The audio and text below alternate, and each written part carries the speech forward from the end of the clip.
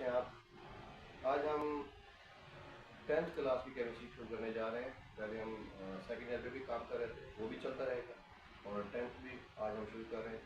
और 10th class का पहला लेक्चर होगा और पहला चैप्टर शुरू होगा, यानी मीन्स चैप्टर नंबर 14। तो लेट्स स्टार्ट। चैप्टर नंबर 14 है जी states of matter and phase changes. States of matter and phase changes मतलब हम मैटर की स्टेट्स के बारे में पढ़ेंगे और उसकी जो फेज चेंजेस होते हैं, डिफरेंट एक दूसरे में इंटरकन्वर्शन होती है, उसके बारे में हम स्टडी करेंगे। सबसे पहले हम डिस्कस करेंगे व्हाट इज मैटर। बहुत पुराना कंसेप्ट, 8वीं 7वीं क्लास से हम पढ़ते आ रहे हैं। व्हाट इज मैटर, मैटर होता क्या है? तो हम कहते हैं any substance, anything which has some mass and occupies some volume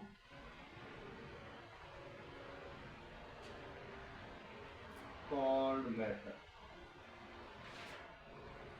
called matter कोई भी चीज जिसका कुछ वजन हो, जो मैस रखती हो और उसका कुछ वॉल्यूम हो, उसको हम क्या कहते हैं? मैटर। तो डेफिनेशन क्या होगी? कोई भी चीज, anything, any substance which has some mass, जिसका कुछ क्या हो, वजन हो, मैस हो, और वो वॉल्यूम रखती हो, जगह घेरती हो, that substance will be called matter. उसको हम क्या कहेंगे जी? मैटर। चलिए जी, मैटर का पता चल गया। कोई भी चीज जिसका वजन हो, जगह घेरती हो, क्या कहलाती है? मैटर। फॉर एग्जाम्पल बुक वजन रखती है, जगह घेरती है। मेरे हाथ में ये मार्कर वजन भी है, जगह भी घेर रहा है। मी माई सेल्फ, मैंने भी जगह घेरी हुई और वजन रखता हूँ। वी आर ऑल थिंग्स, हम क्या है बेटा? मैटर है, क्योंकि वजन भी रखते हैं और जगह रखते हैं। उसके बाद आ जाता है सर, ये जो आपने मैटर की बात की जिसका वजन और वॉल्यूम हो, इसकी स्टेट्स क्या होती हैं, डिफरेंट टाइप्स क्या होती हैं, किस तरह के होते हैं ये, और किस शक्ल में पाए जाते हैं? तो बेटा लिसन केयरफुली। हमारे पास 4 स्टेट्स ऑफ मैटर है। पहले हमने खुद भी 3 पढ़ी थी। तो 4 स्टेट्स ऑफ मैटर है। कौन कौन सी? Number 1 solid, number 2 liquid, number 3 gases, and 4 one is plasma. तो स्टेट्स ऑफ मैटर हो गई 4, solid, liquid, gases and plasma. Solid which has fixed shape and volume, liquid which has fixed volume but no shape, and gases which has no shape and no volume, and plasma is a complex state of matter and it's a combination of ions, atoms and charged particles. वो क्या कहलाएगा? Plasma. Solid क्या हुआ? जिनके molecules, atoms एक दूसरे के बहुत करीब होंगे। लिक्विड जिनके मॉलिक्यूल्स या लिक्विड जो एटम्स होंगे उनके दरमियान थोड़ा फासला होगा और उसमें फोर्सेस ऑफ अट्रैक्शन थोड़ी कमजोर होंगी। Gases no forces of attraction according to kinetic particle theory, kinetic molecular theory, और इनका पोजीशन कोई फिक्स नहीं होती, they move in all direction. ये हमारे पास हो गए 4 स्टेट्स ऑफ मैटर। अब जब हम बात करते हैं गैसेस की, लिक्विड की, तो वहां से हमें एक थ्योरी मिलती है KMT, काइनेटिक मॉलिक्यूलर थ्योरी, या इसको हम कहते हैं काइनेटिक पार्टिकल थ्योरी के हवाले से जाते हैं। ये काइनेटिक पार्टिकल थ्योरी है क्या? तो पहले हम उसको डिस्कस कर लेते हैं। इसी काइनेटिक पार्टिकल थ्योरी के मुताबिक हम पोस्टुलेट्स ऑफ क्या पढ़ेंगे? गैसेस, पोस्टुलेट्स ऑफ सॉलिड्स, या postulates of liquid particle theory के बारे में हम डिस्कस करेंगे और डिस्कस डिटेल से करेंगे। सबसे पहले आ जाते हैं काइनेटिक पार्टिकल थ्योरी क्या है? बेटा काइनेटिक पार्टिकल थ्योरी प्रेजेंट करने वाले बहुत सारे लोग, ठीक है जी। बहुत सारे साइंसदानों का इसमें कंट्रीब्यूशन है, बेजिलियस है, क्लॉसिस है, सेल्सियस है, बहुत सारे लोग हैं इसमें जिनका कंट्रीब्यूशन होता है। तो यहाँ पे हम बात करते हैं काइनेटिक पार्टिकल थ्योरी के बारे में। तो काइनेटिक पार्टिकल थ्योरी का पहला पोस्टुलेट वेरी वेरी इंपॉर्टेंट, वो क्या? ऑल मैटर्स, मैटर जिनके बारे में हमने क्या कहा, मैस रखती हैं, वॉल्यूम रखती हैं, यानी मैटर वो चीज होती है जो वॉल्यूम रखता हो, जो मैस रखता हो, वो मैटर है। उसी मैटर की बात कर रहे हैं, उसी मैटर की बात कर रहे हैं जिसकी चार शक्लें हैं, सॉलिड, लिक्विड, गैसेस, प्लाज्मा। तो ये जो मैटर है, it is made up of particles. ये मैटर जो है छोटे छोटे पार्टिकल्स पर मुश्तमिल है। मिसाल, अगर मैं थोड़ा सा इशारा दूं तो मेरे पास ये सॉलिड है, ये सॉलिड है बेटा, जिसमें एक दूसरे के साथ जुड़े जुड़े हुए हैं, बहुत ज़्यादा करीब जुड़े हुए हैं, ये सॉलिड है। अगर मैं लिक्विड की बात करूं तो इनमें थोड़ा फासला नज़र आ रहा है आपको, ये फासले पर मौजूद हैं। और अगर मैं गैस के बारे में बात करूं तो इसके पार्टिकल बहुत ज़्यादा फासले पर है। तो ये पार्टिकल ना, मतलब है चाहे वो सॉलिड हो, चाहे लिक्विड हो, चाहे गैस हो, ये एक दूसरे के साथ जुड़े हुए हैं और अज्जा पर मुश्तमिल है, पार्टिकल पर मुश्तमिल है। आप यहाँ पे देखें गैस में forces of attraction very weak है और पार्टिकल एक दूसरे से काफ़ी फासले पर है। लिक्विड में देखें फासले पर नहीं है, थोड़े से कम नज़दीक आ गए हैं, और सॉलिड में वो एक दूसरे के साथ जुड़े हुए हैं। बहरहाल हम हर उस मैटर को जिसके अंदर पार्टिकल्स होंगे, हम उसे क्या कहेंगे, उसकी थ्योरी वो पॉइंट बन जाएगा कि इसका काइनेटिक मॉलिक्यूलर थ्योरी, यानी solid, liquid, gas, plasma, all states of matter are made of particles. All states of matter are made of particles. ठीक हो गया? Second point, these particles are in state of constant and random motion. Solid के particle हो, liquid के particle हो, gases के particle हो, या प्लाज्मा के पार्टिकल हो, ये तमाम पार्टिकल हमेशा कांस्टेंट और रैंडम मोशन में, यानी मुस्तकिल मिजाजी के साथ हरकत करते रहते हैं, और इनकी मोशन की कोई डायरेक्शन नहीं है, रैंडम मोशन होती है, डायरेक्शन लेस मोशन। तो रैंडमली और कांस्टेंट वेलोसिटी के साथ ये क्या करते रहते हैं, हरकत करते रहते हैं, कॉन्स्टेंटली हरकत करते रहते हैं और रैंडमली हरकत करते हैं। तो दो पोस्टुलेट आपके पास हो गए, किसके? काइनेटिक पार्टिकल थ्योरी के। काइनेटिक पार्टिकल थ्योरी के पहला पोस्टुलेट क्या है? All matters made up of particle. ठीक हो गया? दूसरा पोस्टुलेट क्या है? The particles of all states of matter are always in constant and random motion, are always in constant and random motion. ये हो गया हमारे पास काइनेटिक पार्टिकुलर थ्योरी के पोस्टुलेट्स। सर ये जो काइनेटिक पार्टिकुलर थ्योरी है, कहीं इसके यूजेस भी हैं, एप्लीकेशंस भी हैं? जी बिल्कुल जी। क्या क्या एप्लीकेशन है बेटा? तो पहली एप्लीकेशन देखिएगा, काइनेटिक पार्टिकुलर थ्योरी एक्सप्लेन करती है ऑल गैस लॉस। तो ये ऑल गैस लॉस क्या है बेटा? हम पढ़ेंगे बॉयल्स लॉ, हम पढ़ेंगे चार्ल्स लॉ, हम पढ़ेंगे ग्राहम्स लॉ।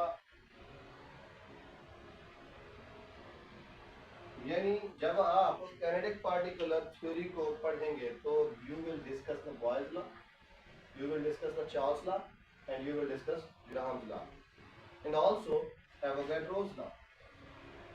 Avogadro's law, यानी ये gas laws will be discussed in kinetic particle theory, in kinetic particle theory.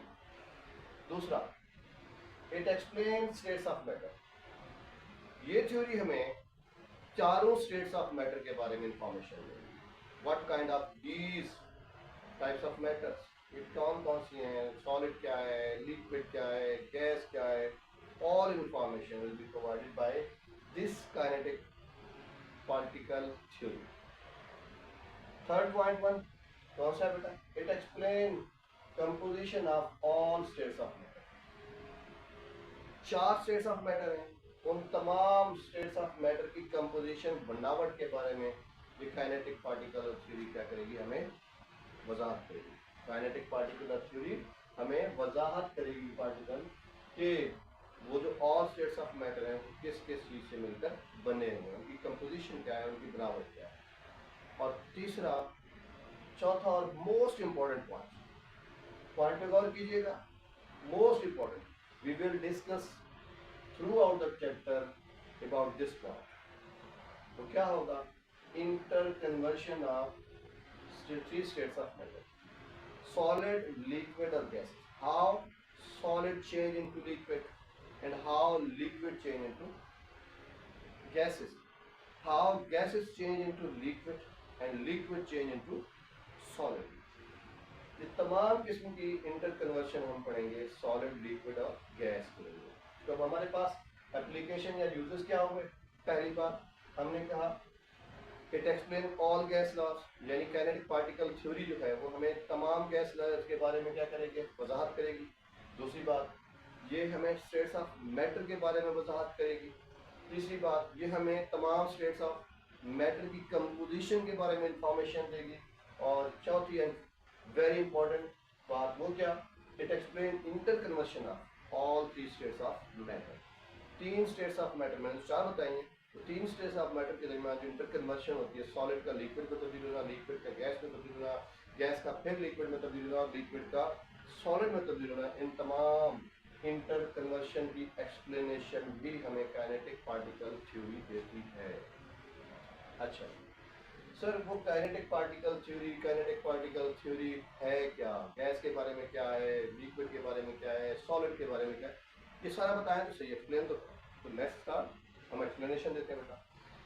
सबसे पहली बात कि काइनेटिक पार्टिकल थ्योरी गैसेस के बारे में क्या बताती है। काइनेटिक पार्टिकल थ्योरी गैसेस के बारे में हमें क्या क्या बताती है?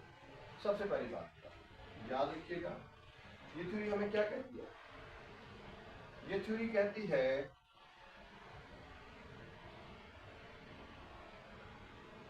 pressure of the gases, pressure exerted by gas molecules, pressure exerted by gas molecules is due to collision between gas molecules and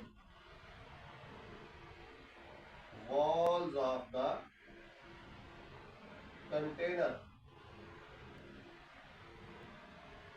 ठीक है जी, यानी जो गैसेस का प्रेशर होता है जब वो बर्तन में हरकत कर रहे होते हैं, क्योंकि हमने पढ़ा कि ये जो स्टेट्स ऑफ मैटर हैं ये हमें ये भी बताती हैं कि इसके जो पार्टिकल होते हैं वो कांस्टेंट और रैंडम मोशन में होते हैं। तो उसी पॉइंट के हिसाब से जब वो हरकत करते हैं किसी बर्तन के अंदर, रैंडमली मूव कर रहे होते हैं, तो इस हरकत के दौरान वो आपस में भी टकराते हैं और बर्तन की दीवारों के साथ भी टकराते हैं, और इस टकराव से क्या बनता है? प्रेशर बनता है। यानी गैसेस का जो प्रेशर होता है it is due to the collision between the gas molecule and with the walls of the container, यानी बर्तन की दीवारों के साथ टकराने से और आपस में टकराने से इनका प्रेशर जनरेट होता है। ये हो गया हमारा पहला postulate. Pressure of the gas exerted by the gas molecule is due to collision between gas molecule and with the walls of the container. Okay, you got my point. And the second postulate is वो क्या है? collision between gas molecule and with walls of container is perfectly elastic यानी ये जो gas के मॉलिक्यूलों के दरमियान और दीवारों के साथ कोलिजन होता है, जो टकराव होता है, ये परफेक्टली इलास्टिक है। And what does it mean? Sir इसका क्या मतलब है परफेक्टली इलास्टिक होता है? तो बेटा गौर से सुनिएगा।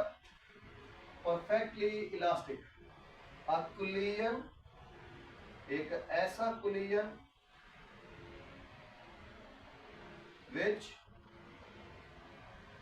does not involve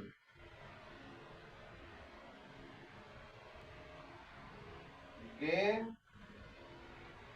or loss of energy due to friction।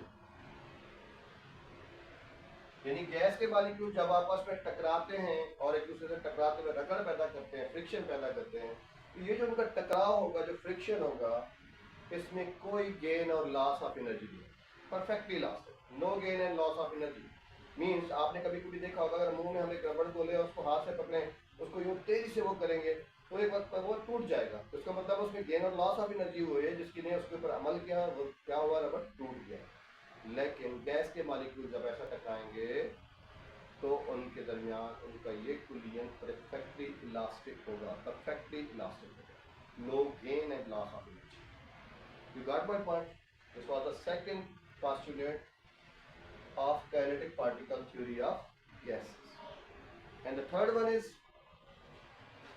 अब हम तीसरे पोस्टुलेट की तरफ जाते हैं। तो तीसरा पोस्टुलेट हमें गैस के बारे में क्या इंफॉर्मेशन देता है बेटा, कि गैसेज क्या होती हैं? वो क्या?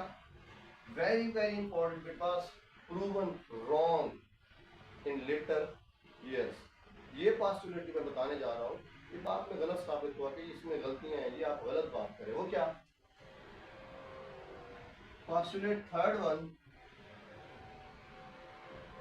forces,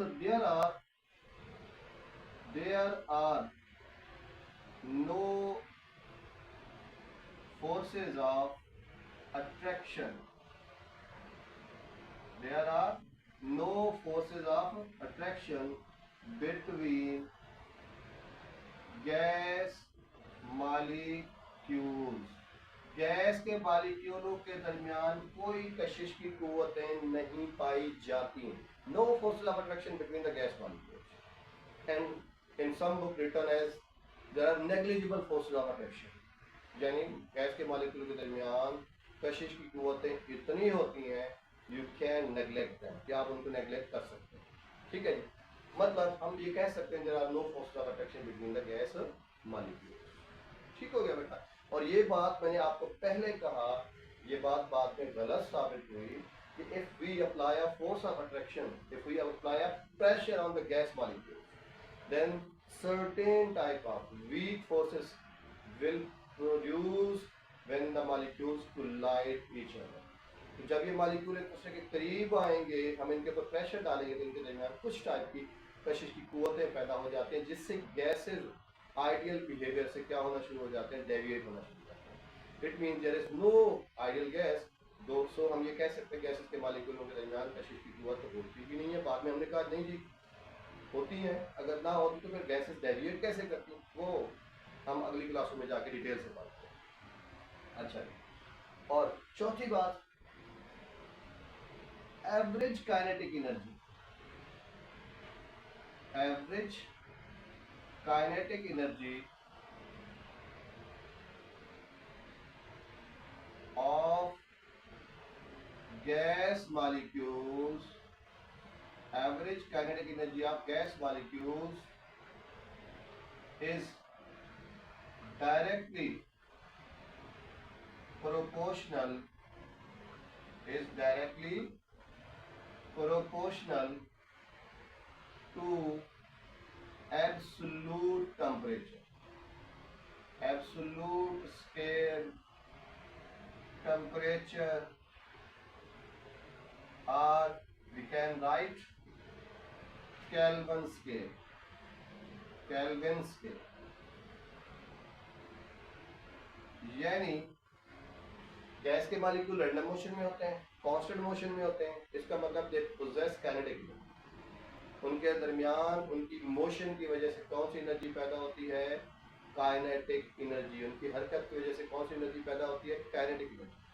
और वो जो काइनेटिक एनर्जी है, वो जो काइनेटिक एनर्जी है गैसेस की, वो डायरेक्टली प्रोपोर्शनल है किसके? Absolute temperature. सर ये एब्सोल्यूट टेम्परेचर क्या है, या एब्सोल्यूट स्केल क्या है, या फिर केल्विन स्केल क्या है, केल्विन टेम्परेचर क्या है? तो बेटा जो केल्विन में टेम्परेचर दिया गया है वो 0 डिग्री सेंटीग्रेड पे 270 होता है। तो अब हम टेम्परेचर को मैयर उसी में करेंगे, यानी केल्विन स्केल में, केल्विन टेम्परेचर में, या एब्सोल्यूट स्केल में, या एब्सोल्यूट टेम्परेचर में। मतलब जैसे जैसे टेम्परेचर बढ़ाते जाएंगे केल्विन में, वैसे वैसे मॉलिक्यूल्स ऑफ गैसेस की काइनेटिक एनर्जी भी क्या होती जाएगी? बढ़ती चली जाएगी। तो पॉइंट क्या बना? Average kinetic energy of the gas molecules is directly proportional to the absolute scale, temperature or Kelvin scale या Kelvin temperature। ठीक हो गया बेटा? ये हमारे पास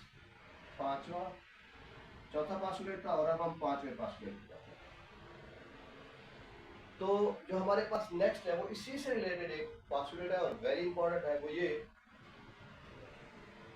kinetic energy of different gases. अब हमने क्या ली है? Different gases, kinetic energy of different gases at same temperature, at same temperature is same या कांस्टेंट। क्या मतलब? मिसाल, अगर आप हाइड्रोजन लें, अगर आप नाइट्रोजन लें, अगर आप ऑक्सीजन ले लें, ये तीनों डिफरेंट गैस, इनकी जो एवरेज काइनेटिक एनर्जी होगी, जो इनकी एवरेज काइनेटिक एनर्जी होगी, वो क्या होगी? Same. When temperature is same, जब आपने क्या रखना है? टेम्परेचर इज सेम, यानी अब आप टेम्परेचर सेम रखते हैं तीनों का। फर्ज किया अगर आप 50 डिग्री पे तीनों गैसेस की काइनेटिक एनर्जी को मेजर करते हैं, तो आप देखेंगे तीनों की काइनेटिक एनर्जी क्या होगी? Same. You got my point? कि जब गैसेस अगरचे डिफरेंट हो, मासेस अगरचे डिफरेंट हो, लेकिन आप टेम्परेचर उसका मेंटेन रखते हैं, सेम रखते हैं, तो उनकी एवरेज काइनेटिक एनर्जी भी क्या होगी? सेम होगी। तो काइनेटिक पार्टिकुलर थ्योरी के हमारी बुक में पोस्टुलेट जो डिस्कस किए गए हैं वो 5 डिस्कस किए हैं। इसके अलावा गैसेस के मॉलिक्यूल क्योंकि बेटा कॉन्टिन्यूस हरकत में होते हैं, मोशन में होते हैं, अपनी फिक्स पोजीशन पे नहीं रहते, हर डायरेक्शन में मूव करते हैं, तो gases has no volume and shape. तो उनके ना कोई वॉल्यूम होता है और ना शेप होती है। हाँ, उनमें कंप्रेशन भी होती है, एक्सपेंशन भी होते हैं। गैसेस को कंप्रेस भी किया जा सकता है, दबाया भी जा सकता है, और गैसेस को एक्सपेंड भी किया जा सकता है। वाज़ेह मिसाल है, आपने देखा होगा गर्मियों में सिलेंडर फट जाते हैं, तो क्यों? क्योंकि हाई टेम्परेचर पे उसके गैस के मॉलिक्यूल एक्सपैंड होना चाहते हैं, तो वो प्रेशर बिल्ड करते हैं, और वो प्रेशर जब बढ़ता है तो आपने देखा वो सिलेंडर फट जाता है। इसमें एक्सपेंशन में जाना चाहता है, गैस के मॉलिक्यूल एक्सपैंड होना चाहते हैं और उनको स्पेस नहीं मिल रही होती, तो वो बाहर चले जाते हैं और वो सिलेंडर को तोड़ देते हैं। इसी तरह बेटा गैस को हम प्रेशर डाल के, देखिए हम लोग गैस डालते हैं फ्रिज में, तो वो हमारे पास ड्राई आइस बन जाती है, हमारे पास बर्फ बन जाती है, तो वो भी तो प्रेशर के तहत है। क्योंकि आपने देखा होगा कंप्रेसर लगाया हुआ होता है हमने पीछे, तो कंप्रेसर क्या करता है? कंप्रेस करता है गैसेस को। तो gases can be compressed and expand. ये भी इसमें पास्टुलेट्स हम शामिल कर सकते हैं, लेकिन मेन हमें 5 पास्टुलेट बताए गए, हम उसी के इर्द गिर्द घूम रहे हैं जी। तो पहली बात दोबारा रिवीजन कर देते हैं, पास्टुलेट्स क्या क्या है बेटा? Pressure of the exerted, pressure exerted by gas molecule is due to the collision between the gas molecule। जो गैसेस का प्रेशर होता है वो उनके टकराव की वजह से आपस में और दीवारों के साथ टकराव की वजह से प्रेशर बिल्ड करते हैं गैसेस। उसके बाद दूसरा पास्टुलेट क्या है कि जब ये टकराते हैं तो इनका ये कोलिजन जो होता है, इनका जो फ्रिक्शन होती है इनके दरमियान टकराने की वजह से, उसकी वजह से जो होता है हमारे पास वो परफेक्ट इलास्टिक कोलिजन होता है, यानी इसमें no gain and loss of energy होती ही नहीं, ना गेन होता है ना लॉस होता है। तीसरी बात हमने कही कि गैस के मॉलिक्यूलों के दरमियान कशिश की कुव्वत बिल्कुल नहीं होती। और चौथी बात हमने की क्या कही कि average kinetic energy of the gas molecule is directly proportional to the absolute temperature and absolute scale. उसके डायरेक्टली प्रोपोर्शनल होते हैं, जैसे टेंपरेचर बढ़ाते जाएंगे वैसे वैसे काइनेटिक एनर्जी भी बढ़ती चली जाएगी। और पांचवा बात है हमारी वो है kinetic energy of the different gases at same temperature is same. अगर आप डिफरेंट गैसेस में टेंपरेचर मेंटेन रखें, सेम रखें, तो उनकी काइनेटिक एनर्जी एवरेज क्या होगी, वो भी सेम रहेगी।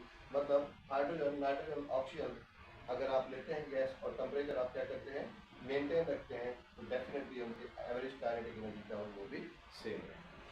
तो आज का लेक्चर कहाँ तक पहुंचा? Postulates of kinetic particle theory of gases, class 10 का पहला लेक्चर। और उसके बाद फिर हमने postulates of kinetic particle theory of solids पढ़नी है, लिक्विड पढ़नी है। वो पढ़ने के बाद फिर हम प्रॉपर टॉपिक्स पे चलेंगे। तो बेटा यूँ समझिएगा ये चैप्टर का थोड़ा सा इंट्रोडक्शन चल रहा है, उसके बाद फिर हमने प्रॉपर टॉपिक पे जाना है। लेकिन ये पोस्टुलेट्स पूछे जा सकते हैं आपसे शॉर्ट क्वेश्चन में, नई बुक है, नया पैटर्न है, तो आपसे ये पूछा जा सकता है कि यूजेस क्या है काइनेटिक पार्टिकुलर थ्योरी के। खुद काइनेटिक पार्टिकुलर थ्योरी के दो पोस्टुलेट बताएं, वो भी मैंने पीछे लिखे थे, वो आपने देखे थे, ठीक है जी। वो उसके बाद फिर पोस्टुलेट्स हर एक के postulate of kinetic particle theory of gases का पूछा जा सकता है, लिक्विड का पूछा जा सकता है, सॉलिड का पूछा जा सकता है। तो all these included as a short question in the first page. तो बेटा आज के लिए इतना ही काफ़ी, इंशाल्लाह नेक्स्ट लेक्चर के लिए फिर मिलेंगे।